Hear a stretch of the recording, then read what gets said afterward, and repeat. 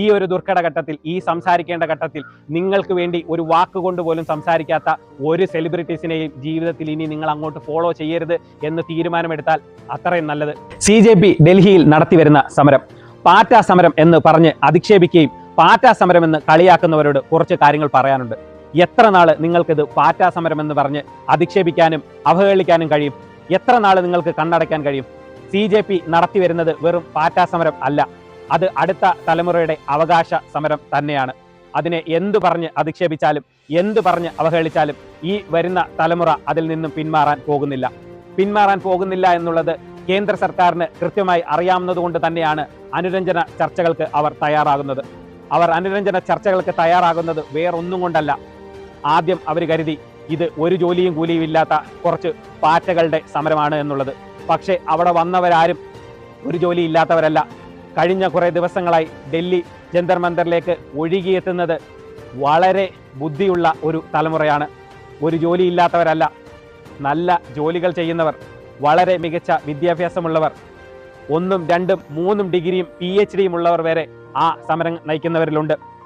അതിനെ ഒരു പാറ്റ സമരമായി എത്ര നാൾ നിങ്ങൾക്ക് തള്ളിക്കളയാൻ കഴിയും? വെറും പാറ്റകളുടെ സമരമെന്നും വിദേശ ഫണ്ടിംഗ് എന്നും വിദേശ ചാരന്മാരെന്നും പറഞ്ഞ് അധിക്ഷേപിക്കുന്നവർ ഓർക്കേണ്ട ഒരു കാര്യമുണ്ട്. എന്തിനു വേണ്ടിയാണ് ഈ സമരം? എന്തിനു വേണ്ടിയാണ് CJP ജന്തർ മന്ദിറിൽ സമരം ചെയ്യുന്നത്? നിരാഹാരം കടക്കുന്നത് എന്തിനു വേണ്ടിയാണ് എന്ന് നിങ്ങളൊന്ന് ആലോചിച്ച് നോക്കുക. നിങ്ങളുടെയും എൻ്റെയും വീട്ടിലുള്ള കുട്ടികൾ മാസങ്ങളോളം ഉറക്കമൊഴിച്ച് കഷ്ടപ്പെട്ട് നീറ്റ് പരീക്ഷയ്ക്ക് വേണ്ടി തയ്യാറെടുപ്പുകൾ നടത്തി അവിടെ ചെല്ലുമ്പോൾ ചോദ്യപേപ്പറുകൾ മുൻപേ ചോർന്നു കഴിഞ്ഞു. ആ ചോദ്യപേപ്പർ ചോർത്തി പരീക്ഷ പാസ്സാവുന്നവർക്ക് വേണ്ടിയാണോ നിങ്ങൾ അനുകൂലിക്കുന്നത്?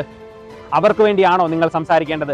അല്ല, കഷ്ടപ്പെട്ട് പഠിക്കുന്ന ഒരു യുവതലമുറയ്ക്ക് വേണ്ടി ആയിരിക്കണം നിങ്ങൾ സംസാരിക്കേണ്ടത്. 20ലേറെ കുട്ടികൾ ആത്മഹത്യ ചെയ്തു. അവരുടെ വിഷമം, അവരുടെ കുടുംബത്തിൻ്റെ വിഷമം നിങ്ങൾ മനസ്സിലാക്കണം.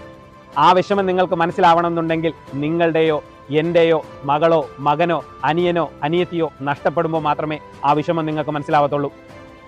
CJP നടത്തുന്ന സമരത്തിൽ എത്തിച്ചേർന്ന എത്ര മാതാപിതാക്കളുണ്ട്?